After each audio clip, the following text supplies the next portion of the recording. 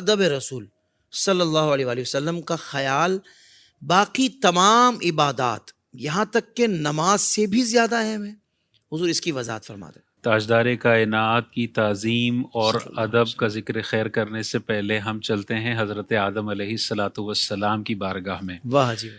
شیطان نے دنیا میں اتنی عبادت کی ہے کہ ایک اتنی سی جگہ بھی باقی نہیں رہی جہاں پہ اس نے سجدہ نہ کیا ہو۔ اللہ اکبر۔ پوری دنیا کو سجدے سے بھر دیا، لیکن جب اللہ نے فرمایا کہ تو نے آدم کی تعظیم کرنی اور سجدے میں جھک جانا ہے، وہاں اس کا تکبر آیا کہ مجھے آگ سے بنایا ہے، آدم کو مٹی سے بنایا ہے، میں یہ تعظیم رسول نہیں کر سکتا، تو ساری زندگی کی نمازیں سجدے اس کے منہ پر مار دیے گئے اور وہ ہمیشہ کے لیے راندہ درگاہ اور مردود ہو گیا۔ اللہ اکبر۔ یہ اللہ اللہ اکبر۔ تبارک و تعالیٰ کی عادت مبارکہ ہے کہ تعظیم رسول اور ادب رسول صلی اللہ میں علیہ وسلم۔ اگر کوئی ڈنڈی مارنے کی کوشش کرتا ہے، وہاں پہ اگر کوئی خلاف ادب کام کرتا ہے تو بڑی سے بڑی عبادتیں اس کی دھری کی دھری رہ جاتی ہیں۔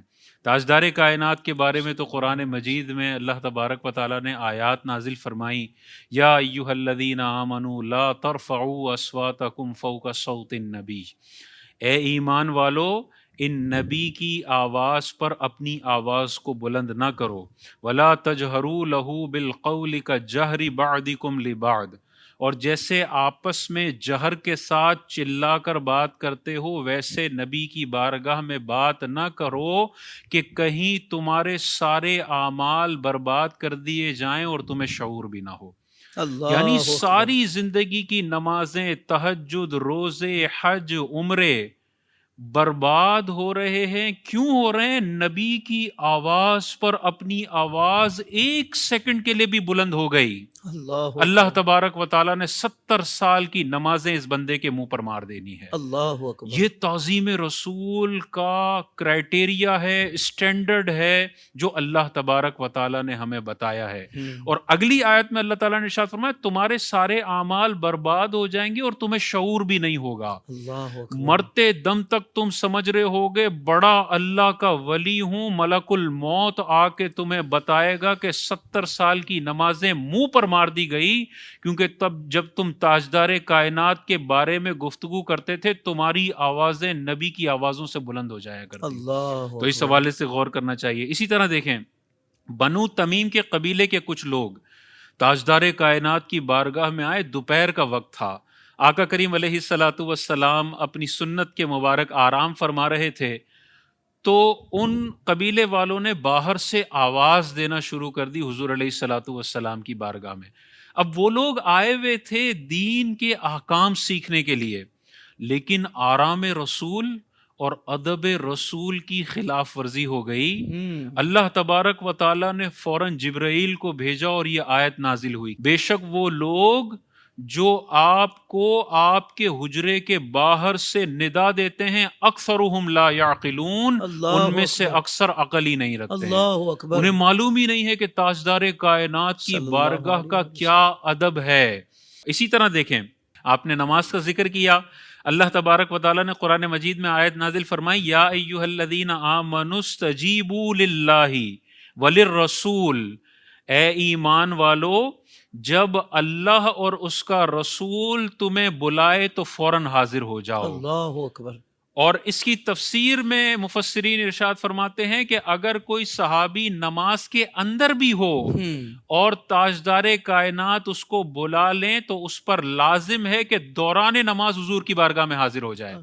سبحان اور اللہ۔ تاجدار سبحان اللہ۔ کائنات کا بلانا کیسی شانوں اور رفتوں والا ہے کہ یہ بندہ چل کے حضور کی بارگاہ میں جائے گا لیکن اس کی نماز نہیں ٹوٹے گی۔ اللہ اکبر۔ دو رکعت سبحان کے اللہ، دوسرے سبحان سجدے میں نبی نے بلا لیا تو اب التحیات نہیں کرنی، اب تاجدار کائنات کی بارگاہ میں حاضری دینی ہے۔ واہ واہ واہ۔ حضور نے اگر پورے دن کا کام دیا ہے وہ حکم پورا کرنا ہے، پھر نماز کہاں سے شروع کرے گا؟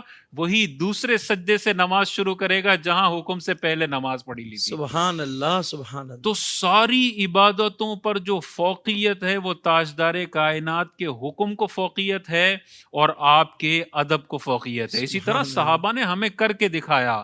حضرت علی نے حضور علیہ الصلاۃ والسلام کے آرام کا خیال رکھا.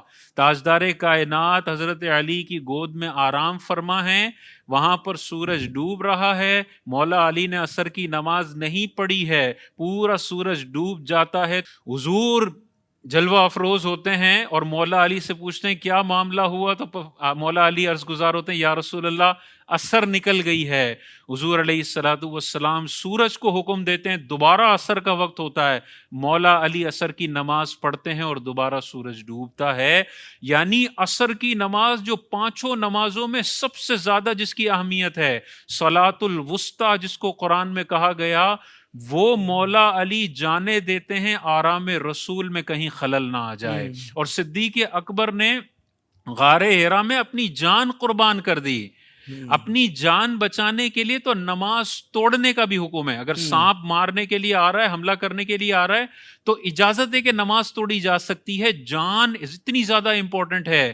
صدیق اکبر نے آرام رسول میں خلل نہ آئے اپنی جان بھی قربان کر دی. اعلیٰ حضرت امام اہل سنت نے یہ سارے واقعے کو، اور سب سے زیادہ اصل جو ہے وہ تاجدار کائنات کا ادب ہے، چند مصروں میں ذکر فرمایا. کیا ارشاد فرماتے ہیں اعلیٰ حضرت؟ مولا علی نے واری تیری نیند پر نماز، اور وہ بھی عصر، سب سے جو اعلیٰ خطر کی ہے. صدیق بلکہ غار میں جان اس پہ دے چکے، اور حفظ جان تو جان فروز غرر کی ہے. ہاں تو نے ان کو جان اور انہیں پھیر دی نماز، پر وہ تو کر چکے تھے جو کرنی بشر کی ہے. ثابت ہوا کہ جملہ فرائض فروع ہیں.